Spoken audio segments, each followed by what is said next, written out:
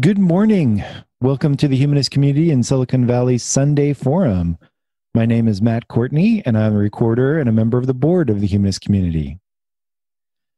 The Humanist community is a chapter of the American Humanist Association. Humanism is a reality-based philosophy of life that affirms our ability and responsibility to lead ethical lives of personal fulfillment that aspire to greater good. We value freedom, health, happiness, fairness, compassion, and using science and reason to acquire and apply knowledge. If these words describe your thinking, we invite you to become a member of the Humanist community if you have not already done so. Membership forms are available on our website at humanist.org. If you are listening for the first time, welcome, and we invite you to continue listening to our weekly forums and other events. You can find all our events listed on the website, again, humanist.org. Please aid us in continuing to present these forums by donating to the Humanist community. You can find out how to donate to our organization, again, on the website, humanist.org. Let me go ahead and introduce our speaker. Our speaker today is Chris Holland, aka Dr. Quackenstein. He will be discussing quack medicine.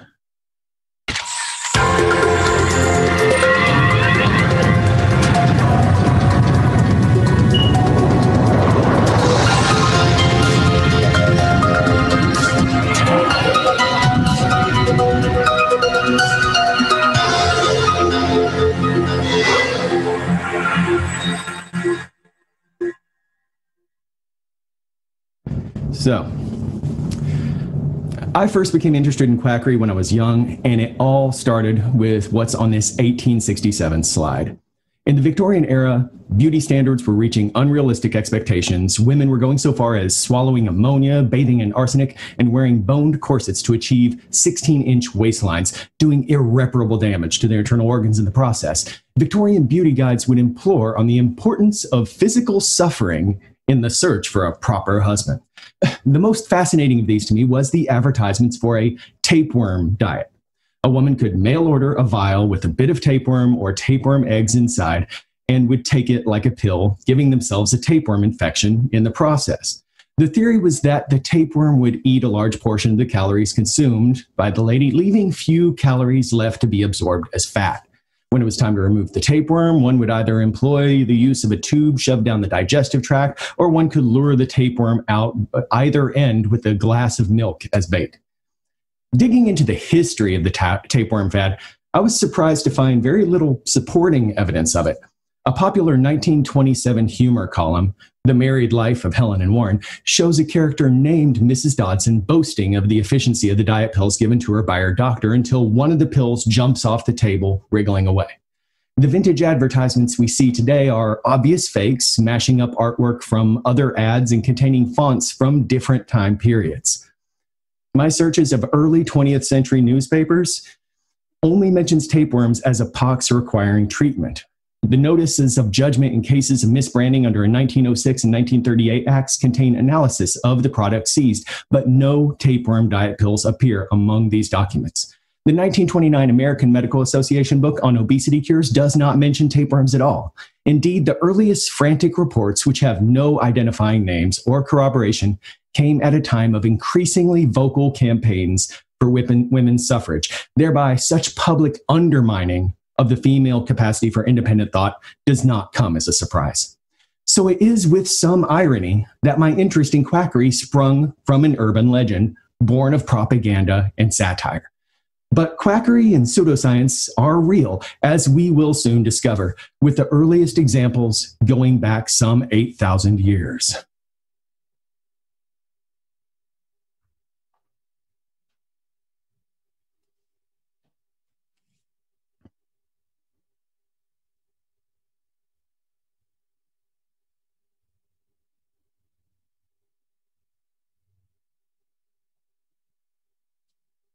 It's not brain surgery, a phrase that connotates the cutting edge of science, yet it can be argued that brain surgery is one of the oldest medical procedures in the world. Trepanation is surgery on the skull to expose the dura mater, but it was always the brain, or whatever demons or spirits that dwell within, that were the true objective. The practice can be traced back some 8,000 years in Europe, Siberia, China, and the Mesoamericas. In a burial site in France that dates back to 6500 BC, 40 of the 120 skulls unearthed had been trepanned. The tools used in these early operations varied widely from sharpened rocks to obsidian blades. Over the ages, these would be replaced with bronze or steel saws or scalpels, while some cultures would scrape holes into the skull using glass. There were legitimate uses for the procedure. It was done oftentimes to alleviate the pressures of internal swelling after a head injury. It was also used to remove bits of bone or blood clots after a severe cranial wound, and was the original method of access to perform lobotomies. But for every justified trepanning, there was a seemingly endless number of frivolous surgeries done. In his 400 BC treatise on wounds of the head, Hippocrates recommended the procedure for any minor bump on the head or to cure such ills as epilepsy, melancholy, or mental illness. Indeed, many surgeons saw trepanning as a way to release the evil spirits that would cause aberrant behavior. Many researchers have suggested that ancient man may have fashioned the resected discs into amulets to ward off future demonic possessions. During the Renaissance, a new theory came forth of a stone residing within the brain that gave forth to madness and dementia. Removal of the stone was thought to prevent mental illness. Many paintings depicted the surgical attempts to locate this non-existent stone. Dr. John Clark was the first physician known to perform a trepanation in the American colonies, but the procedure was slowly phased out of common use in the early 20th century and has been rebranded as a craniotomy to distance itself from its brutal history. But the story doesn't end there. Enter the 1960s and the rise of psychedelics and the goal of expanding one's consciousness. Dutch librarian Bart Hughes postulated that trepanation was the ticket to a permanent high. He wrote a monograph in 1962 titled Homo sapiens erectus, cited by advocates of self-trepanation, in which he contends that children have a higher state of consciousness because their skulls are not fully closed.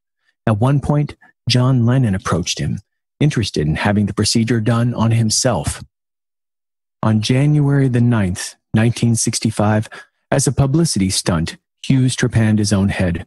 This inspired his followers, most notably a former lover and filmmaker named Amanda Fielding and her longtime partner, Joey Mellon. Fielding filmed her own self-trepanning, for which she used a standard drill in the film Heartbeat in the Brain. Fielding also assisted Mellon in 2 attempts at trepanation, the second of which landed him in the hospital where he was reprimanded severely and sent for psychiatric evaluation. He tried a 3rd time and described the experience as such. After some time, there was an ominous-sounding slurp and the sound of bubbling. I drew the trepan out, and the gurgling continued. It sounded like air bubbles running under the skull as they were pressed out. I looked at the trepan, and there was a bit of bone in it. At last! As recently as 2000, 2 men from Cedar City, Utah were prosecuted for practicing medicine without a license after they performed a trepanation on an elderly Englishwoman to treat her chronic fatigue syndrome and depression. As far as trepanation in the modern day is concerned, you could say the law isn't very open-minded.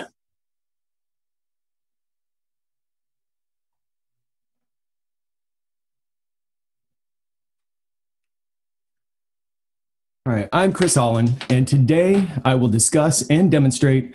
All right, are we all here? Okay. Yeah, I'm Chris Holland, and today I will discuss and demonstrate some of the outlandish, bizarre, and outright dangerous missteps that we've taken in the pursuit of medical science. We will use forces that don't exist to address ailments that never existed. We will explore the sometimes blurred lines between science and pseudoscience, and who knows, maybe along the way we will discover the cure for what ails you. In Chapter 1, we cover some of the more brutal ways we would cut, drill, and cleave our way to health. Of course, we started with trepanning, but so as not to bore you further, let's delve into medical cannibalism. In 1492, Pope Innocent VIII lay dying. He was notorious, as popes go, having fathered 16 illegitimate children, dabbled in slavery, and emptying the papal treasury. In his desperation, he had his physician bribe 3 young boys with a gold coin each. They were bled copiously, and the Pope drank their blood in hopes that their vigor and health could cure him. He died, as did the 3 boys, victims of anthropophagy, or corpse medicine. Corpse medicine dates back to ancient Greece, where it was common to part out fallen gladiators because it was thought that their strength and constitution would pass on to those that would drink their blood or eat their bodies. The touch of a hanged man was believed to cure warts or boils. People would rush up to the executioner's block, eager to fill their cups with blood. A 1679 recipe from a Franciscan apothecary describes cooking blood into a marmalade, but some would cure the flesh into jerky or render the fat into man's grease. Thomas Willis brewed a drink from powdered skull and chocolate to cure apoplexy. There was even an old Arabic tale of feeding a volunteer honey until he died, then entombing them in a casket full of honey for 100 years. Afterwards, the candied body would be consumed. Mumia from mummies was in high demand at the peak of its popularity in the 15th and 16th century. Physicians claimed it could cure ulcers, tumors, gout, plague, poisoning, and migraines. The demand led to a lively and sometimes illicit trade. Tombs in Cairo were raided and mummy heads were sold for gold. There was even a mummy import tax in England. Hundreds of pounds of mummy parts were sold to London apothecaries, and after much plundering, mummies became scarce. Counterfeits began to show up. Beggars, lepers, and plague victims had their corpses scavenged, treated, baked, and dipped in pitch. The mummy trade dried up in the late 18th century. Now, instead of eating the bodies, we harvest blood and organs for transplants, grafts, and transfusions. Ancient Romans had thought that a woman's menses was a natural way to remove toxins from the body, and texts from the Han Dynasty discuss how blood could become stagnant and putrefy. Hippocrates had his theory of the 4 humors: too much blood, phlegm, yellow bile, or black bile, purge via bleeding, vomiting, or clearing the bowels. Aristides proposed that many illnesses stemmed from plethora, or being overloaded with blood. Tools were developed, such as the simple fleam, the spring-loaded lancet, and the many-bladed scarificator. Cupping came about as a way to draw the blood out and is now repurposed as dry cupping, creating suction points on the skin. Wolfgang Amadeus Mozart, age 35, was bled of 4 pints before he died to be buried in an unmarked grave. Charles II was prescribed enemas, purgatives, and even ate the gallstone of a goat before his 14 physicians slit his jugular, bleeding him to death. His niece, Queen Anne, only survived 2 days of bloodletting at the hands of her doctors to address a sudden onset of fits. Lord Byron was suffering a cold and body aches, and at his physician's insistence, he finally allowed bloodletting, only to worsen and die. They blamed him for postponing the bloodletting. George Washington, having come down with epiglottitis, was bled, fed molasses, vinegar, and butter, bled again, fed laxatives, and bled yet once more until he died, some 5 to 9 pints lighter.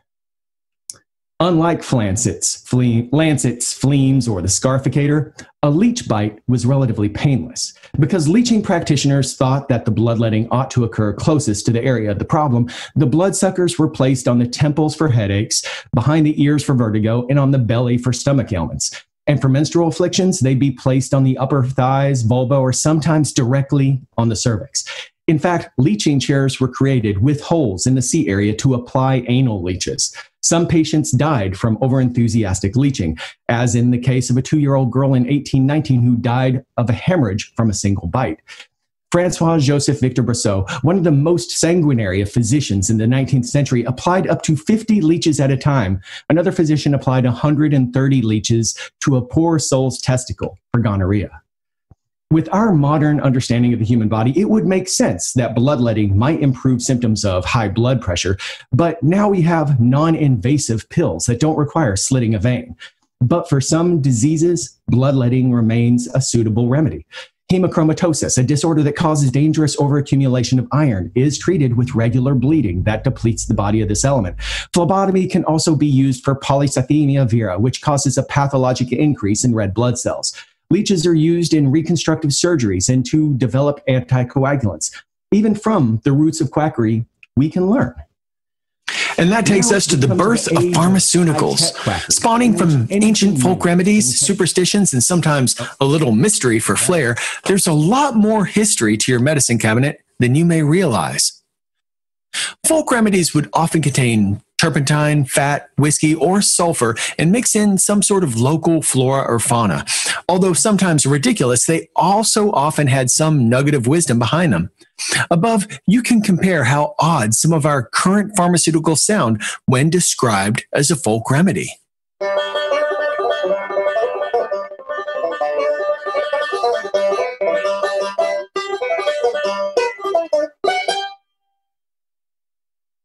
(1893), Chicago. Clark Stanley stood on a stage in front of the amassing crowd and reached into a sack at his feet, pulling out a venomous rattlesnake. He then slit the snake open with his knife and plunged it into a vat of boiling water behind him. As the snake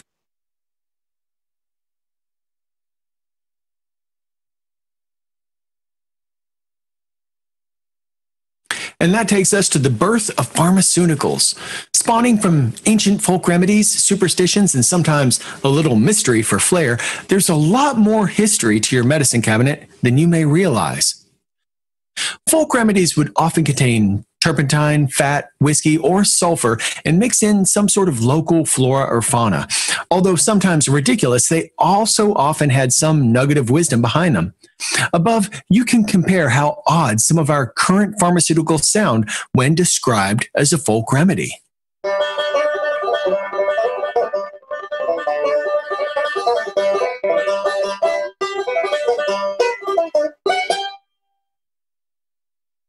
(1893), Chicago. Clark Stanley stood on a stage in front of the amassing crowd and reached into a sack at his feet, pulling out a venomous rattlesnake. He then slit the snake open with his knife and plunged it into a vat of boiling water behind him. As the snake fat rose to the surface, he skimmed it off, mixed it into the liniment jars, and sold it to the crowd as Clark Stanley's snake oil liniment. The crowd in attendance were probably the only purchasers of his snake oil who actually ever had snake in their product. After sales of thousands over 24 years, federal investigators would discover that Stanley's liniment contained absolutely no snake, and hence he was dubbed the world's first snake oil salesman. Although Stanley claimed he learned it from the Hopi tribe in one of his many tall tales, snake oil was actually brought over by Chinese immigrants working on the railroad. They would use it to reduce inflammation and relieve arthritis pain. It was very effective, but it was also made from Chinese water snakes, which are only available in China. Rattlesnakes, by contrast, have 3 times less of the fatty acids, so they were completely ineffective. But a good snake oil salesman never let the truth get in the way of advertising. Stanley, the self-appointed rattlesnake king, was a master at self-promotion and made quite a substantial fortune over 2 decades. The Pure Food and Drug Act of 1906 began putting quack medicines out of business, but the feds didn't catch up with Stanley until 1917. Stanley was charged a whopping $20 fine for misbranding his product. He paid the fee and slipped out of the pages of history, a very wealthy man. Then we come to the legitimate medicines run amok, sometimes effective, often dangerous, and validated by their presence in the official pharmacopoeia. These were always just an apothecary away and could be as deadly as they were efficient. Poppy use goes back 5,000 years to ancient Sumeria. Isis gave opium to the god Ra for his headaches. In ancient Greece, opium was associated with gods of dreams or sleep. In a 7th century thesis on opium, Avicenna declared that it could treat gout, diarrhea, and insomnia. He cautioned on opium toxicity and overdoses, but in a cruel bit of irony, when suffering from colic, his servant overdosed his medicine in an effort to steal from him, making him the first documented opium overdose in history. In 15th century Europe, Paracelsus invented laudanum. supposedly concocted of opium, mummy, bezoar stone, henbane, amber, crushed coral and pearls, musk, oils, the bone from the heart of a stag, and unicorn horn. By the 17th century, Thomas Sydenham popularized his own version from opium and alcohol. He added spices to flavor it and promoted it as a treatment for the plague. Sadly, laudanum didn't cure the plague, but its ready availability meant no opium den required, and thus was born the specter of narcotic addiction. In 1806, Friedrich Sertner extracted morphine from the poppy pod. At a 21-year-old pharmacist's apprentice, he named his new compound after the Greek god of dreams, Morpheus. Huge amounts of opium and morphine were used during the Civil War, where they helped with dysentery and battlefield wounds, but also created addicts. It made its way into syrups and elixirs to put crying infants to sleep, sometimes permanently. In 1895, German chemist Heinrich Dresser at Bayer Laboratories synthesized diacetylmorphine. Testing it on employees, he said it made them feel heroish, and heroin was born. By 1899, Bayer was producing a bevy of heroin products, including pills, powders, elixirs, and lozenges. It was marketed as a cure for morphine addiction, and ads claimed heroin was a perfect guardian of health. It was propped up as the non-habit forming replacement for morphine. But that wasn't the only attempt to create an alternative to morphine. Cocaine has been used since at least 3000 BC by the Inca for its stimulant effect, a practice forbidden by Spanish Catholic missionaries. Unfortunately for them, it was a central part of their culture, and the Spanish colonial government conceded. The Spanish started using coca themselves and enacted taxes and regulations upon it. In the days of the conquistadors, coca did not travel well on long voyages, typically rotting in transport, so it was not discovered by Europe until the early 19th century. In 1859, coca made its way to Germany and into the hands of a young doctoral student named Albert Niemann. In search of a topic for his thesis, he sought to isolate the active ingredient from coca leaves. He was successful, earning his doctorate. Years later, the 26-year-old began experimenting with ethylene and sulfur dichloride, inventing mustard gas and killing himself in the process. Now, I want to take a moment to mention that this photo is not Albert Niemann, scientist, but you will find this man's photos always being used to portray him. It took a bit of digging on my part, but the man in this picture is actually Albert Niemann, operatic tenor. One giveaway is the fact that our scientist died at the age of 25, on the eve of commonplace photography, when most of the photos are clearly a man older than that. Additionally, most 19th century scientists didn't work in full toga and winged helmets, although it would be much cooler if they did. So we're going to wipe that picture back off the slate and pick back up with the Civil War. 1 week after Robert E. Lee surrendered to Ulysses S. Grant, the Battle of Columbus happened on the Chattahoochee River. During the battle, Confederate Lieutenant Colonel John Pemberton took a nasty saber wound to his chest that put him into critical care. He recovered, but like many soldiers in the Civil War, he became addicted to morphine. Unlike the other soldiers, Pemberton was a pharmacist in his civilian life. He experimented with a variety of patent medicines and plants to find an alternative painkiller to morphine. Eventually, he started extracting cocaine from coca and concocted a homegrown American alternative to French coca wine. He called it Coca-Cola. Cocaine eventually became popular among artists, writers, and intellectuals. One of its most famous advocates was Sigmund Freud, who himself became an addict throughout his 20s and 30s. Many scholars debate what Freud's true potential may have been had he not spent so long using cocaine. It was American doctor William Stewart Halsted that is responsible for it becoming a popular painkiller.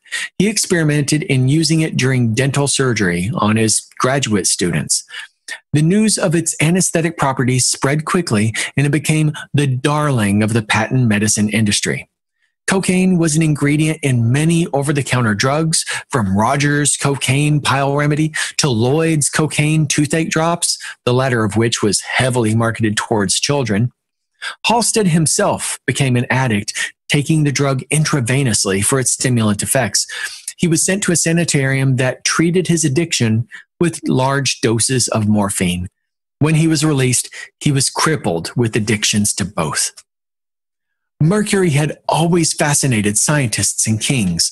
Qin Shi Huang, the first emperor of the Qing dynasty, was desperate for the secret to immortality.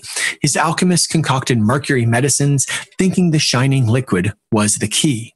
He died at the age of 49 from mercury poisoning. Qin had himself buried in an underground mausoleum so grand that ancient writers described it flowing with rivers of mercury. Thus far, the tomb is unexcavated due to the toxic levels of mercury that threaten to release if it's ever opened. Dr. Benjamin Rush, a founding father, thought that hypochondria was best treated with mercury, trading imagined illness for actual symptoms of heavy metal toxicity instead. Side effects would include mercurial erethism, also known as Mad Hatter's disease, which includes depression and anxiety. It could eventually lead to lost teeth, rotting jawbones, and gangrenous cheeks. It was given to babies in teething powder, which caused their skin to dry and split. When the yellow fever virus hit Philadelphia in 1793, Dr. Rush was a passionate advocate of extreme amounts of mercury and bloodletting. Members of the Philadelphia College of Physicians called his methods murderous and had labeled Rush a potent quack. Thomas Jefferson estimated the yellow fever's fatality rate without treatment at 33%. The fatality rate of Rush's patients was found to be 46%. The great pox of syphilis spread across Europe, causing genital sores, fevers, and abscesses all over the body. Paracelsus believed that mercury salt would bring about all manner of bodily cures, and thus established the standard for treating syphilis. The treatments were awful and toxic. A common saying at the time was, "A night with Venus and a lifetime with Mercury." It is unclear if mercury actually saved any lives at all, or if the successes were merely a natural stage of remission. Mercury finally left the pharmacopoeia in the 1950s. In the 1904 Olympics, American runner Thomas Hicks was starting to tire in the 14th mile. His trainers gave him a concoction to keep him going composed of strychnine and egg whites. At the next stop, his trainers gave him strychnine and brandy. During the last 2 miles, a race official wrote that his eyes were dull, lusterless, his arms appeared as weights well tied down. He could scarcely lift his legs. That's because Thomas Hicks was almost dead at the time. Seeing how fatigued he was, his trainers were tempted to give him yet a third dose of strychnine, which would have surely killed him. Thankfully, he recovered from the poisoning and was declared the winner of the 1904 marathon, limping, hallucinating, and 8 pounds lighter than when he began. We can attribute the adoption of strychnine to Dr. Pierre Fouquier of Paris. In 1811, he began a series of experiments on paralytic patients with varying degrees of success. This led other scientists to find ways to apply it as a poison, a sexual stimulant, and as a medicine. It didn't take long for hucksters to rebrand strychnine as a miracle cure. In the early 1940s, Dr. Theodore Morel began prescribing strychnine to a patient who suffered from constipation and flatulence due to his vegetarian diet. The doctor recommended his patient take between 8 and 16 tablets per day, which he did for 9 years until he took his own life in a bunker beneath Berlin at the conclusion of World War II. The buildup of strychnine in his system may hold partial blame for his increasingly erratic behavior towards the end. Although strychnine was removed from medical products in the 1970s, it is still part of the series of drug tests for athletes. In 2001, a weightlifter was banned from competition after strychnine was found in her urine. She blamed the presence of the strychnine on having drunk too much coffee. Although the trace amounts of strychnine that exist in coffee would not show on a drug test, it is true that there are many similarities between the caffeine compound and strychnine. If you want to experience strychnine poisoning yourself, you can come pretty close by downing a few pots of coffee. Have you ever thought about punching the angel of death and daring her to take you? That's what Victorian anesthesia was like. One common method was the use of carbon dioxide, literally smothering patients into unconsciousness. But then we had options such as nitrous oxide. In 1844, American dentist Horace Wells attempted to demonstrate its amazing properties on a student. The gas, however, was improperly administered and the student cried out in agony. This was cause for embarrassment and his private practice came to a grinding halt. In his downward spiral, he became addicted to chloroform, threw acid on a prostitute, and killed himself in Tombs prison. As for the student, he later admitted that although he cried out, he didn't recall any actual pain or awareness of the tooth extraction. Speaking of chloroform, that ended up as the party drug of the 19th century. Sniffing it would send someone into a euphoric state, and taking too much led to unconsciousness. It was an additive in drugs to combat tuberculosis and maladies of the respiratory system, which it was ineffective against. But all too often, it would lead to sudden sniffer's death, causing a fatal arrhythmia or respiratory failure. And then there was ether. Dentist William Morton put drops of ether on the gums of patients and discovered it was extremely effective as an anesthetic. He went on to demonstrate this at Massachusetts General Hospital by removing a neck tumor. That operating stage would henceforth be known as the ether dome. He tried to patent and market it himself, but it quickly ended up in every liniment, salve, and panacea on the market. Ether had the distinction of being socially acceptable and was prone to abuse by even the aristocracy.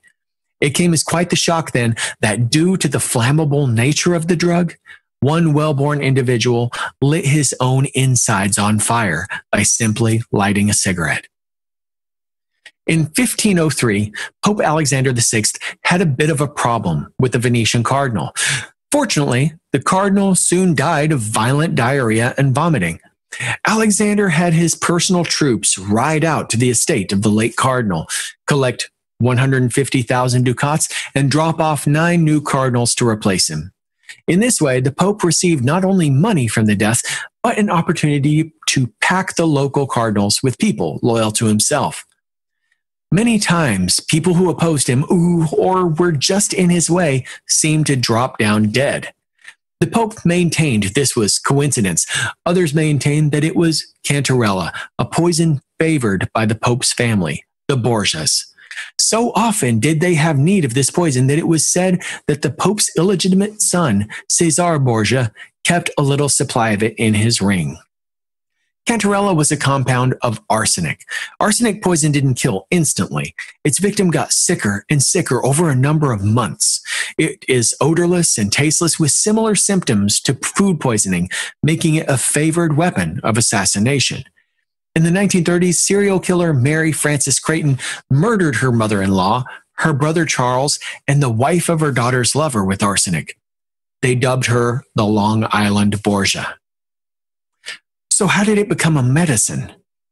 Arsenic was known to slough off the skin and proved effective against psoriasis. Naturally, opportunistic pharmacists started dispensing it for such things as rheumatism, eczema, and stomach pain. It made its way into patent medicine, a key ingredient in Fowler's solution for syphilis, and even into hair tonics, even though it was known depilatory since Hippocrates. It failed at all of these endeavors, and doctors noted that it cured fevers by killing patients. A little arsenic would dilate the capillaries, giving the blush of health. Arsenic, vinegar, and chalk would cause anemia, giving that aristocratic pallor. In this fashion, it made its way into cosmetics. One user, Kate Brewington, was known as the most beautiful woman in St. Louis until she died of cosmetic toxicity. She begged her husband not to put her age on her headstone. Her husband's final gift to her was an elaborate, massive gravestone Kate Brewington Bennett died November 20th, 1855, aged 37 years. Arsenic was used as a green dye in all sorts of products, including fabric, flowers, and wallpaper. The common belief was that you couldn't be poisoned if you didn't lick it directly. Arsenic released tiny flakes into the air and would soak into the skin. As the revelation of its true nature spread, the medicines halted, the cosmetics were destroyed, and the wallpapers were shredded and repurposed as rat poison.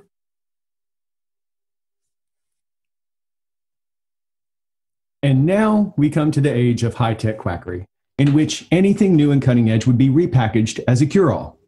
The mysteries of electricity, radio waves, light rays, and even radium could be in every home, for better or worse. Early experiments showed radium could destroy cancerous cells, so physicians in the 20th century experimented with using radium for hypertension, arthritis, gout, and tuberculosis. Radium remained entirely unregulated because it was classified as a natural element rather than a drug. This made it prime fodder for quacks across the country to begin exploring radium's mysterious qualities for their own gain. The problem with radium is that it isn't targeted in its effectiveness, though, quite often causing a lot of collateral damage along the way. Hotels started popping up near radium springs so people could get in on the radioactive water action. At the Radium Spa Hotel in Joachimsthal, you could soak in irradiated water while also inhaling radon directly through air tubes. To emulate the healing properties of these springs, aspiring manufacturers found ways to infuse water with the power of radium. One of the most successful devices was the Revigator in 1912. The Revigator was described as a water crock made of radium containing uranium ore. Consumers were instructed to fill the jar every night and drink between 6 and 7 glasses each day. One of its drawbacks was its lack of portability. This caused competitors to create smaller devices that you could plop into the water that you were about to drink. This eventually led to other products being imbued with the powers of radium. Such devices include beauty creams, salves, soaps, and toothpaste. William Bailey experimented with suppositories for both men and women, meant to increase vitality and reinvigorate their sexual appetites.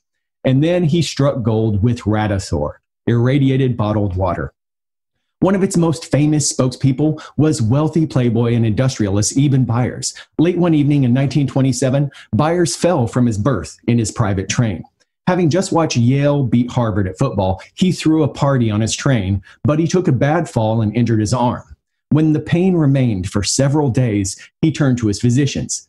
They found nothing amiss, but the injury had a detrimental effect on his golf game and dampened his raging libido. The notorious womanizer was desperate for solutions. One of Byers' physicians suggested he try a new patent medicine called Radithor. Radithor was widely advertised as a cure-all for some 150 maladies, including dyspepsia, high blood pressure, and impotence. It also didn't hurt that the doctor received a generous 17% kickback from the manufacturer. Byers began taking the medicine, and when his arm pain improved, he became a true believer. He drank 3 bottles of Radithor a day, triple the recommended dose. He began sending cases of Radithor to his friends and colleagues, preaching the gospel of radium's invigorating powers. He was so completely taken with it that he even fed some to his favorite racehorses. Over the next 5 years, Byers consumed an astonishing 1,500 bottles of Radithor. By 1931, his body was literally destroying itself from the inside out. When he finally succumbed to the radiation-based cancers within his body, he weighed a scant 92 pounds. His kidneys had completely failed, leaving his skin sallow and sunken. His brain had abscessed, rendering him nearly mute, but entirely lucid. Most of his jaw had been removed by surgeons in failed attempts to stop the spread of the cancer, and his skull was riddled with holes from the radiation. A forensic investigation upon Byers' death revealed that even his own bones were dangerously radioactive. The playboy literally had to be buried in a lead-lined coffin. Byers' high-profile demise led to a full FDA investigation and a cease and desist order halting the production of Radithor. Every bottle available around the country was removed, and government pamphlets were distributed nationally warning about the dangers of consuming the product. By the early 1930s, the formerly lucrative market in radium had entirely collapsed. In 1803 London, George Forrester was hanged for the murder of his wife and child. Forrester was also sentenced to be dissected, a form of punishment that reached into the afterlife, for the general belief held that disassembled bodies could not be resurrected on Judgment Day. In the dark shadow of Newgate Prison, Forrester's body was given to Giovanni Aldini, an Italian doctor who propped Forrester up in front of a crowd and ran electrical currents through the poor man's corpse. The jaws quivered, the muscles contorted, an eye opened, and the corpse raised its right hand to the astonishment and fear of all in witness. Executioners stood at the ready to promptly hang him again should he be resurrected from the dead. When Aldini provided the crowd at Newgate this shockingly unethical spectacle, he was also demonstrating a very real, very important, and a very new scientific breakthrough. For the first time in human history, beings could harness the power of electricity to manipulate the body. In 1880, Dr. George Augustus Scott introduced an electric hairbrush, which quickly became all the rage in America. Scott exploited the little understood electricity phenomenon to make a tidy fortune. Scott distributed his hairbrushes with a warning that ensured higher sales, stating, "In no case should more than one person use this brush. If always used by the same person, it retains its full curative power." Strangely, though, they seemed to lack any power source. He included a compass with every brush, which, when held next to the brush, would miraculously align, proving the inherent electric properties, because there was a magnetized iron rod within the handle. He expanded his electric empire to include corsets and belts, but found himself outdone by the pulvermacher. Pulvermacher belts, constructed with zinc and copper and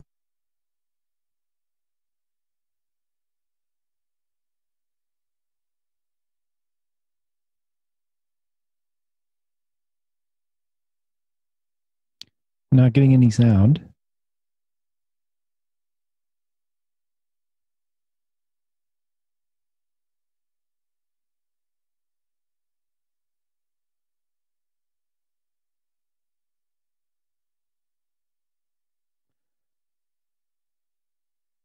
Chris, did we pause? What's happening?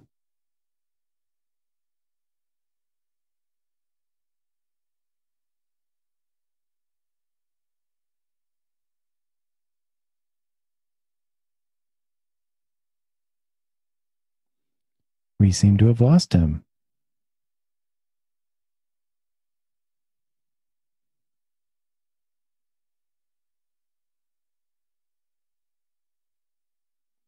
I don't know what happened. Looks like we lost our speaker.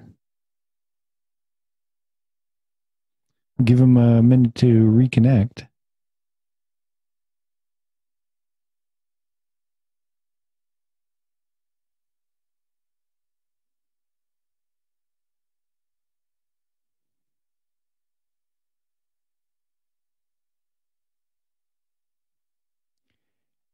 Since we're waiting for our speaker to return, there he is. Never mind.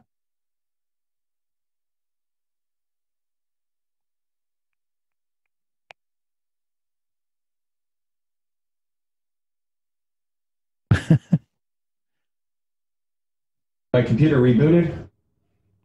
Oh, that'll do it. Yeah. So sorry about that. Sorry about that delay.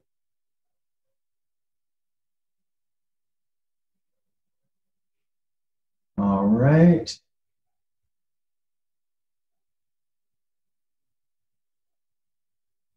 All right, and I think we're good. You hear me? Everything good? Yes. Are we back in business? All right. Yes, we are. Sorry about that. Yeah. A little while talking about technology, there was a little, technology malfunction here. So, to get back to the pulvermacher belt, manufacturers played up a common fear of the late 19th century that men had only a finite supply of semen they could distribute throughout their lifetime. Masturbation early in life, therefore, was blamed as the source of later problems with erectile dysfunction. Conveniently, running a light electric current into a tired old penis could go a long way to restoring it to its former glory days. Mesopotamian healer Scribinus Largus used currents to produce transient pain relief by the application of electrical torpedo fish. This is the earliest recorded instance of transcutaneous electrical nerve stimulation. Michael Faraday's law in 1833 led to the development of the inductorium for neurostimulation.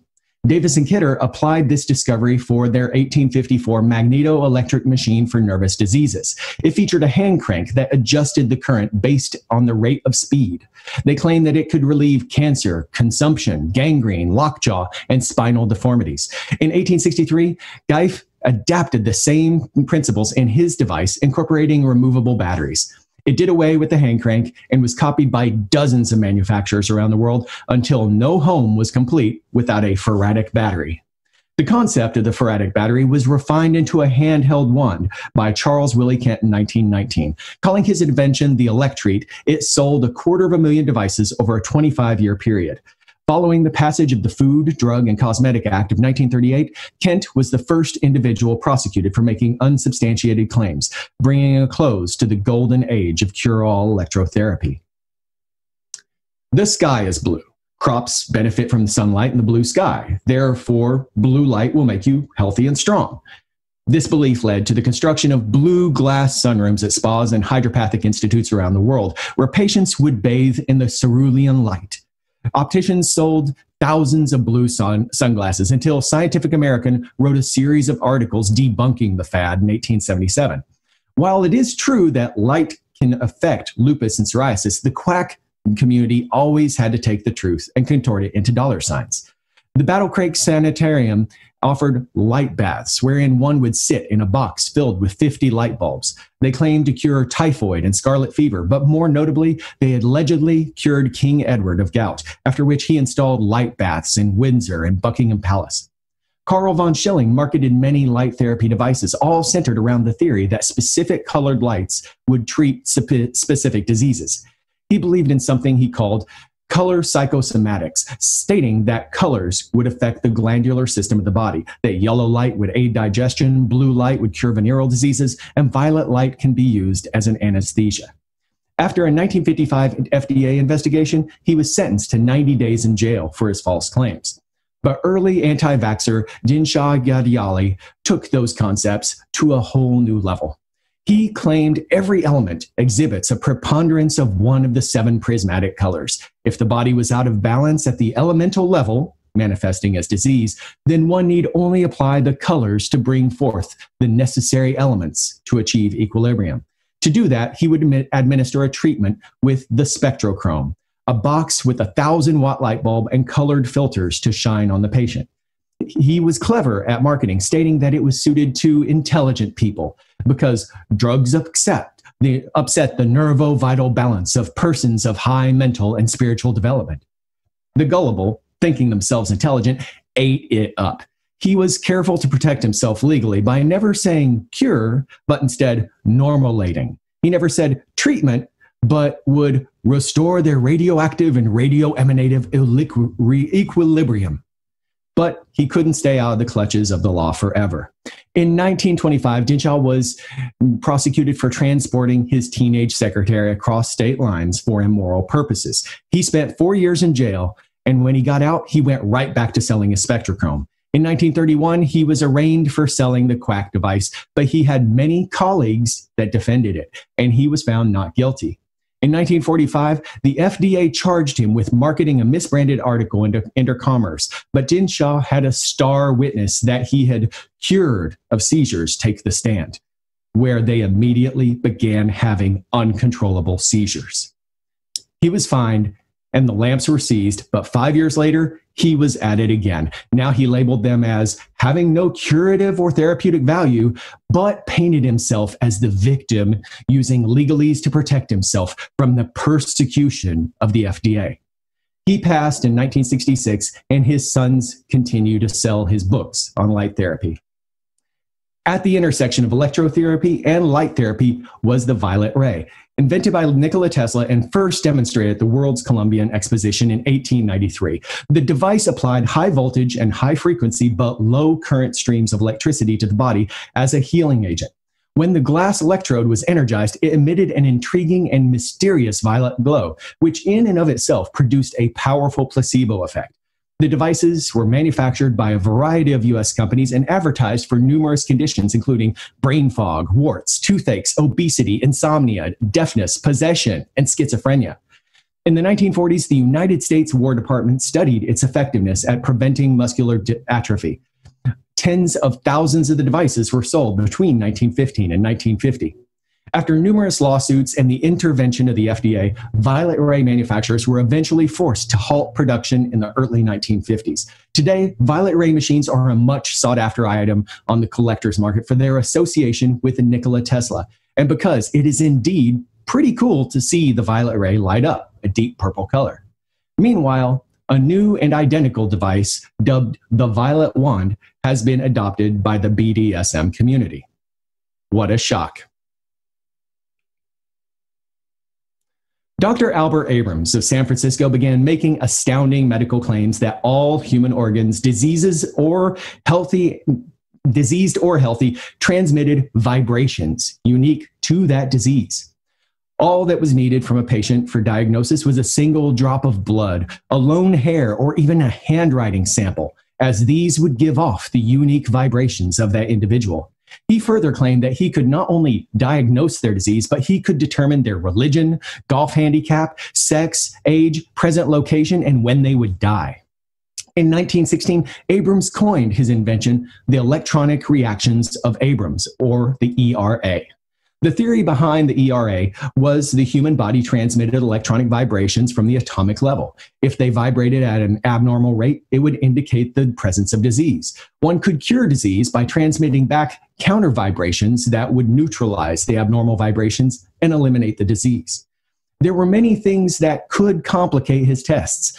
In collecting the blood sample, the patient had to be facing west in dimmed light. No strong orange or red colored material could be present in the room.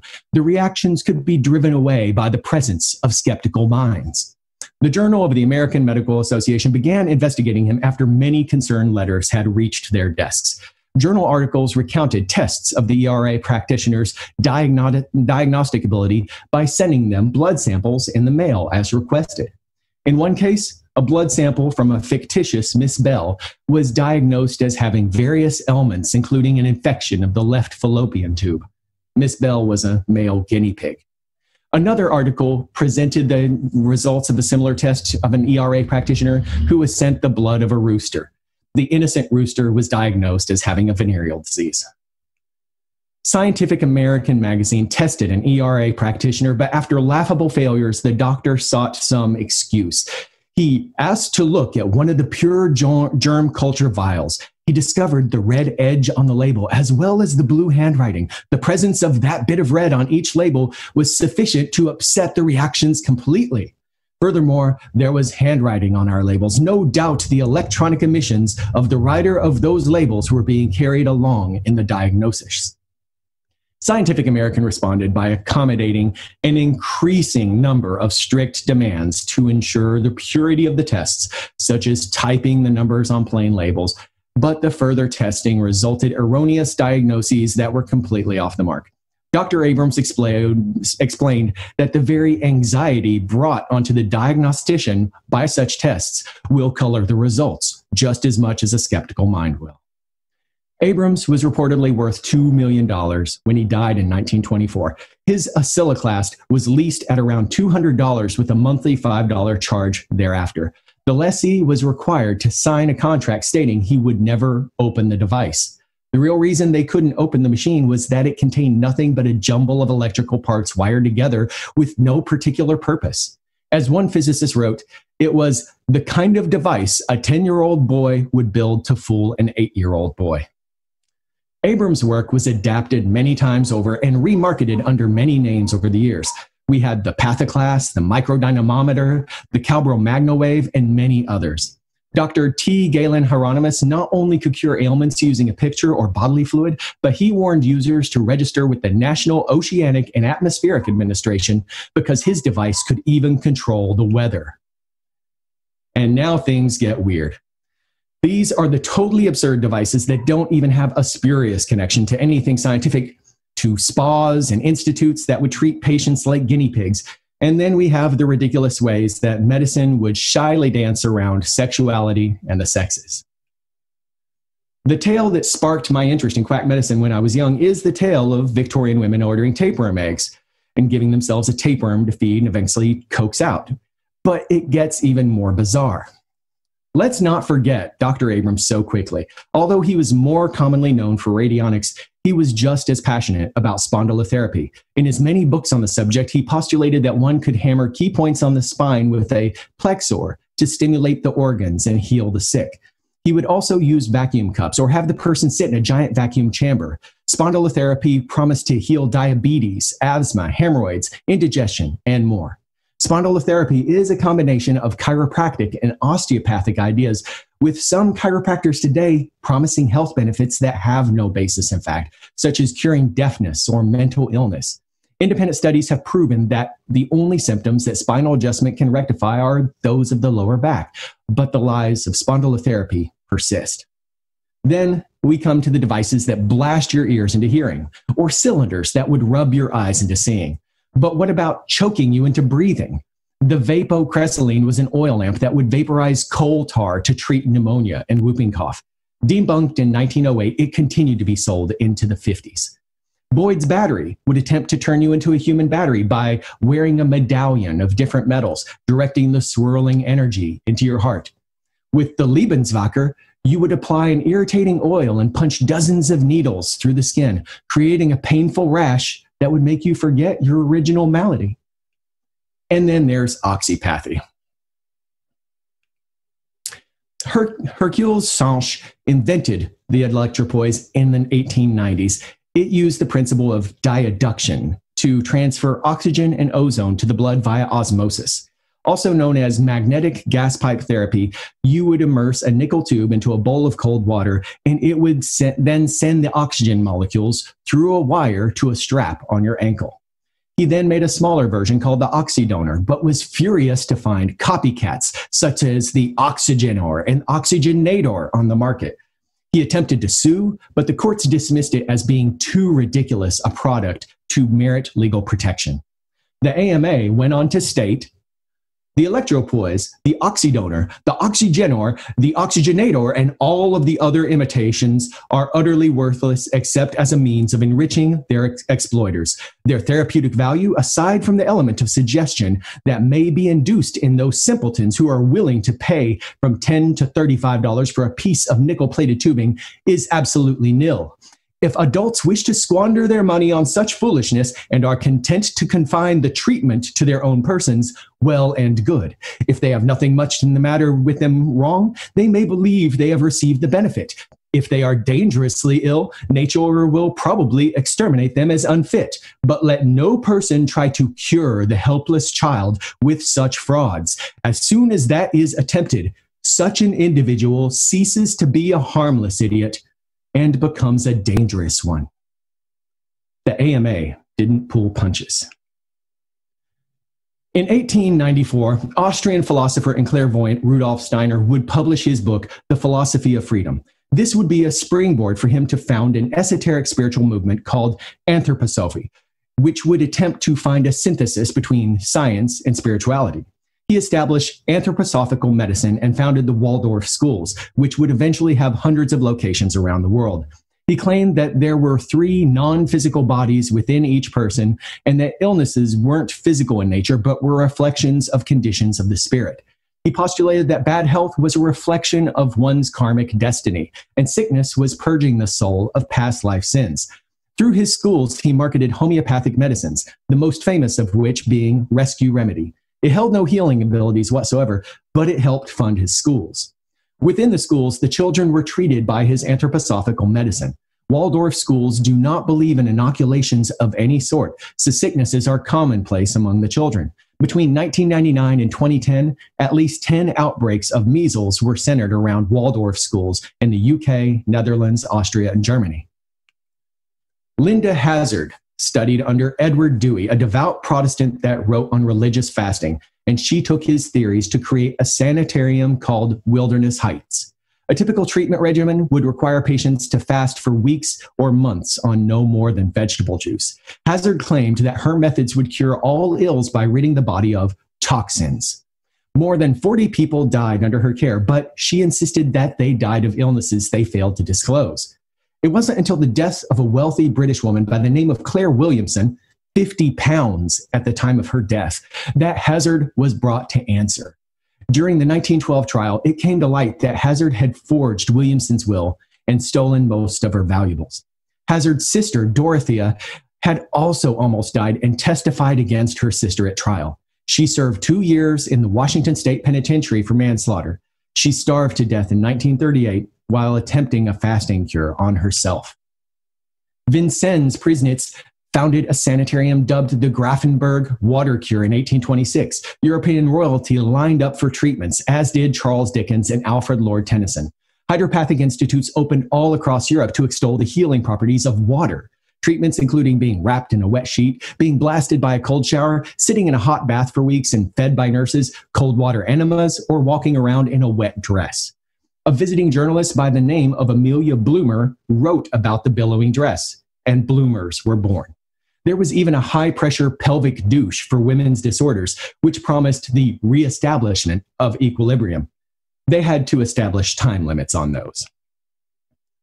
Dr. John Harvey Kellogg was the staff physician at Battle Creek Sanitarium for 62 years. He was a skilled surgeon and also a vegetarian that advocated low-calorie diets and exercise. His clinic offered hydrotherapy, electrotherapy, and radium cures, and was frequented by 1,600 visitors per year, including many of the famous and wealthy. America's premier health spa boasted such visitors as Amelia Earhart, Thomas Edison, J.D. Rockefeller, Henry Ford, and even President Taft. He was the Dr. Oz of his era, easily recognizable with his white suits and cockatoo on his shoulder. Kellogg pioneered bizarre quack devices from straps that slap the body to giant electrical coils to cure depression. He made vibrating chairs, vibrating benches, and vibrating belts. President Calvin Coolidge even bought one of his mechanical horses and kept it in the White House, to the mockery of his political opposition.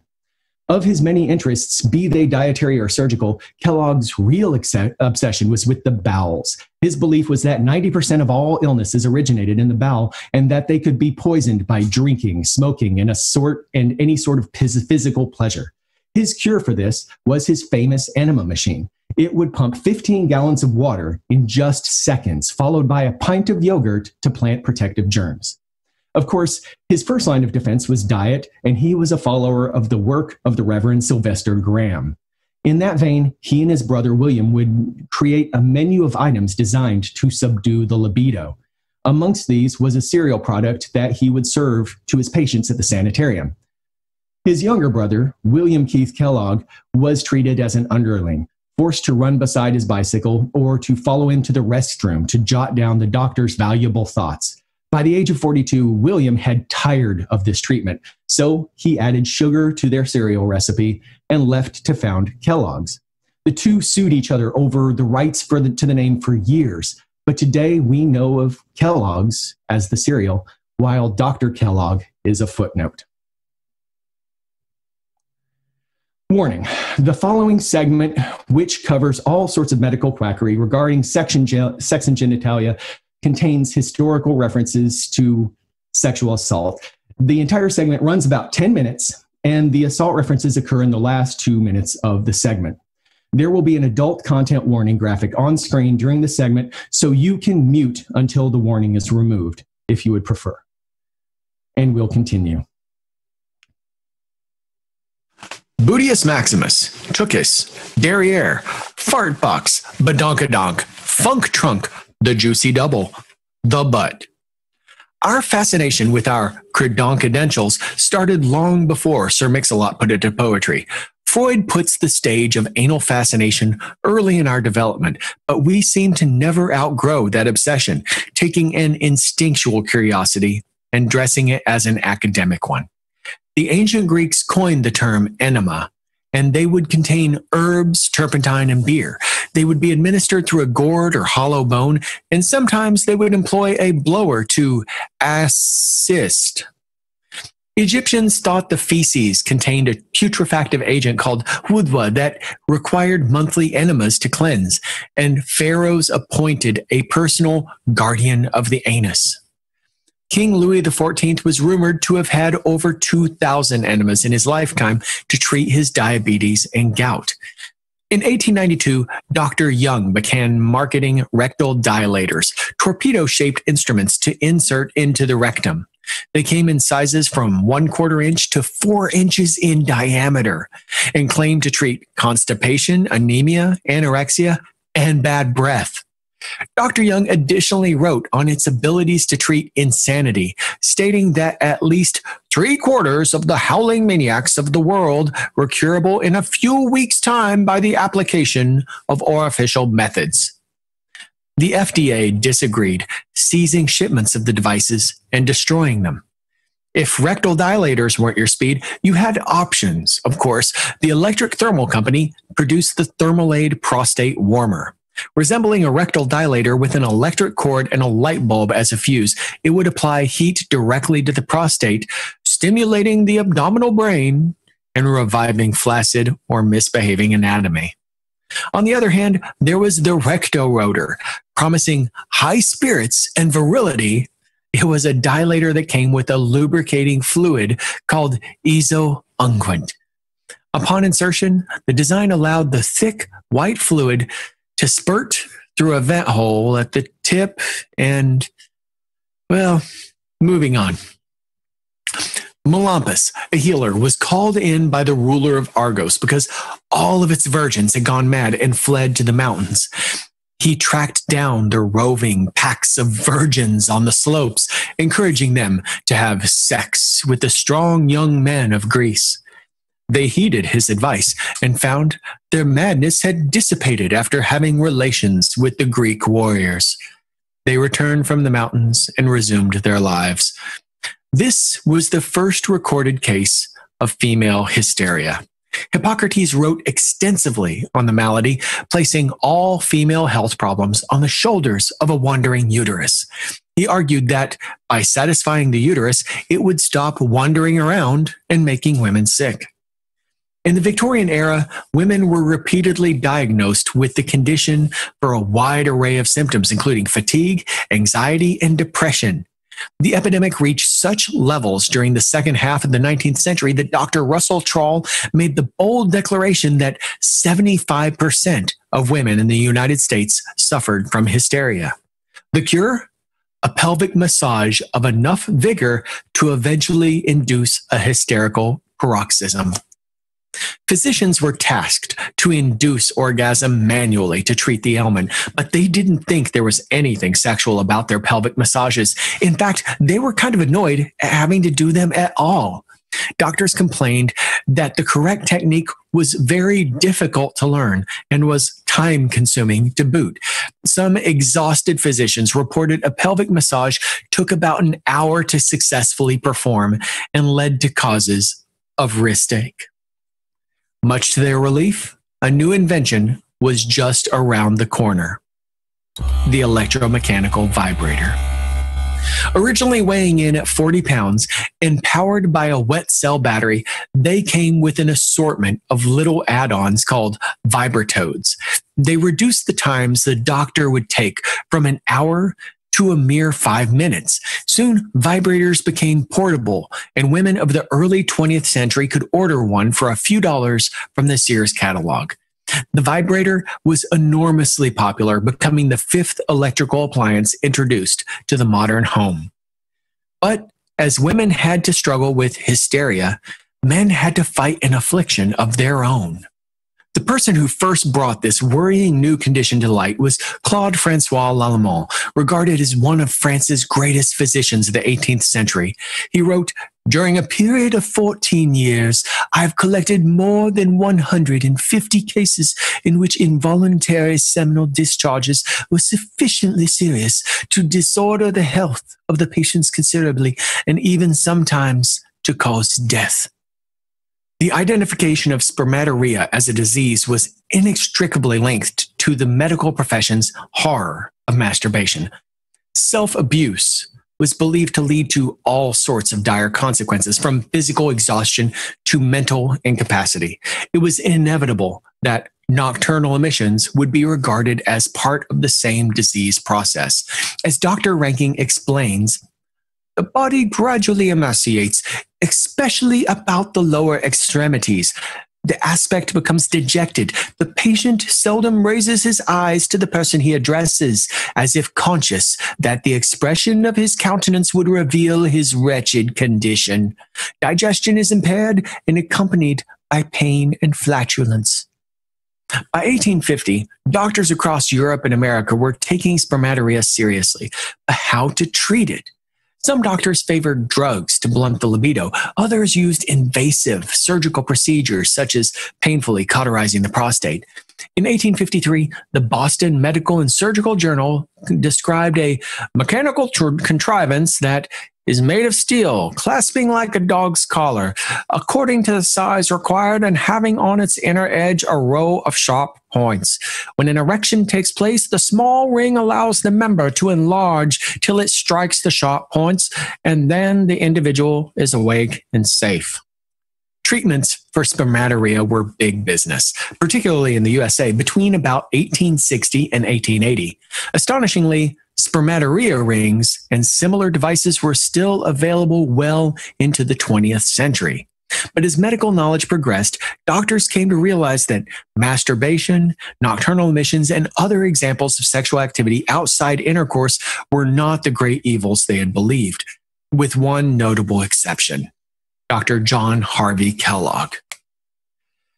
A devout Seventh-day Adventist, Kellogg opposed sexual activity, from masturbation to marital intercourse. It is even told that he used his honeymoon with his wife as time to write a book, sharing a bed with her throughout their marriage. They did go on to adopt 40 children over the years. Dr. Kellogg stated that female masturbation caused idiocy, insanity, sterility, and cruel birth defects in the unborn. Kellogg reported that he had seen children as young as 2 place their hands upon their own genitalia. In these cases, in his words, the child, already deficient in morals, was most likely suffering from the sins her parents committed before she was even born, having warped the values of the fetus in utero. He declared REM sleep to be the curse of a polluted mind. Kellogg counseled to disregard any patient's claims that she cannot control her dreams. The truth is she chooses not to, so as to maintain one cherished outlet for her lascivious desires. Dr. Kellogg tasked parents with sneaking in on their children and snatching away the covers at night. He advised inspections that we would consider sexual abuse. His treatments would sometimes include bandaging the body parts or covering the organs with a cage. If this didn't prove effective, he had further steps. For boys, it would be circumcision without painkillers, as the brief pain attending the operation will have a salutary effect upon the mind. As for girls, he would use carbolic acid. There were reams of medical literature available to Kellogg examining and decrying clitorectomies all through his career. These did not stop him. He believed his work was the will of God.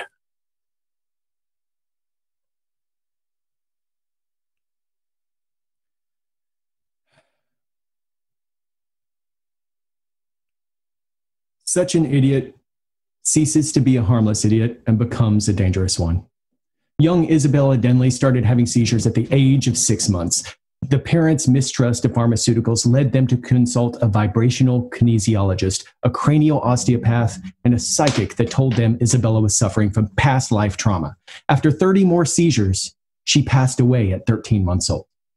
17-month-old Lori Atikian died from... Whoops. There we go.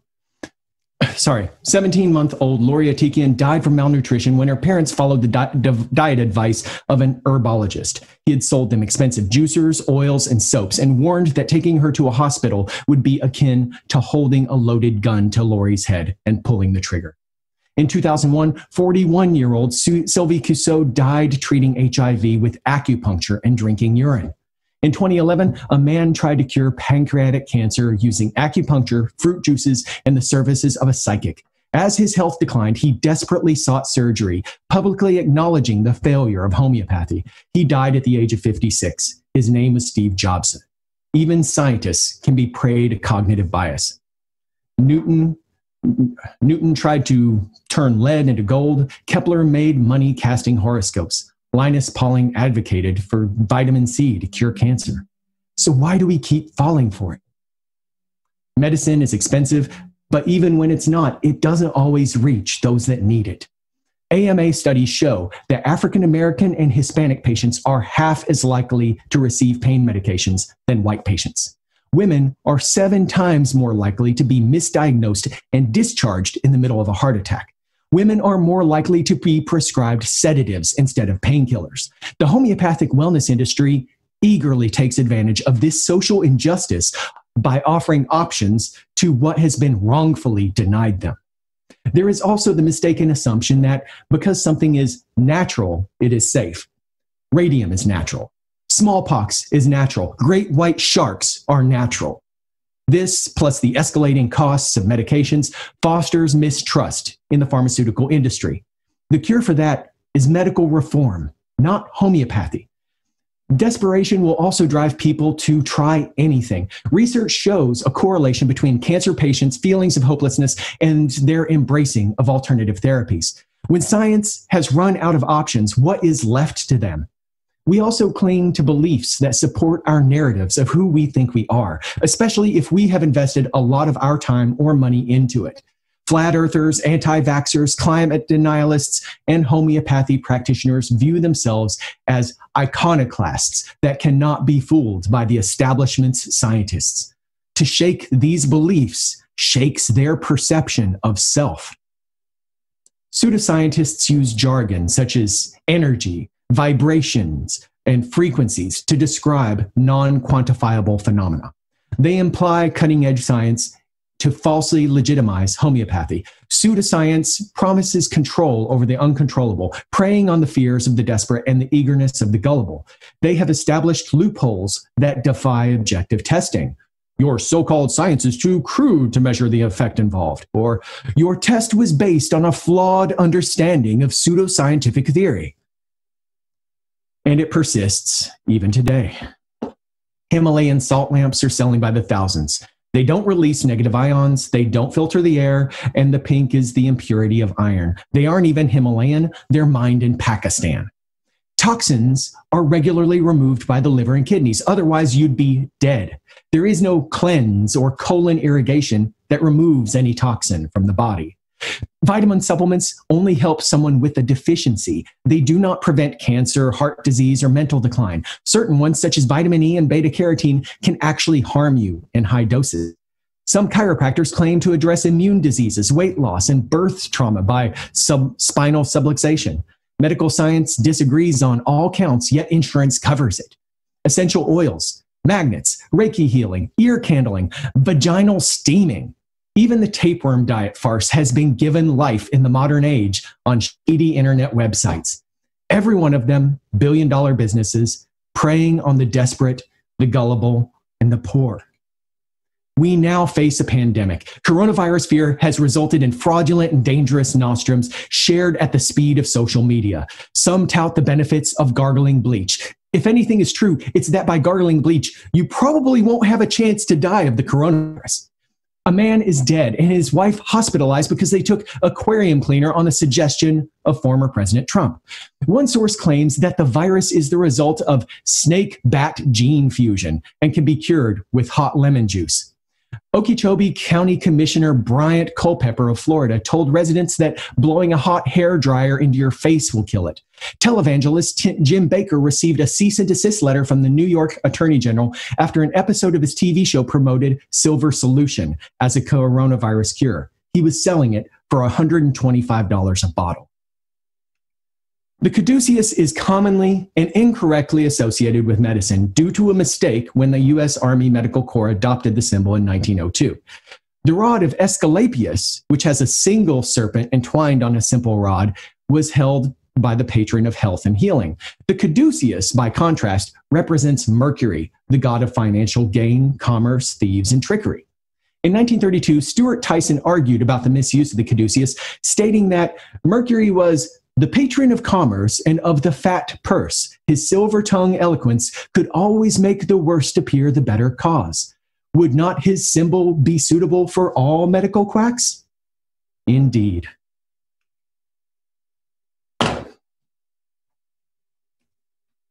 And that's it. Thank you. Thank you very much, everyone.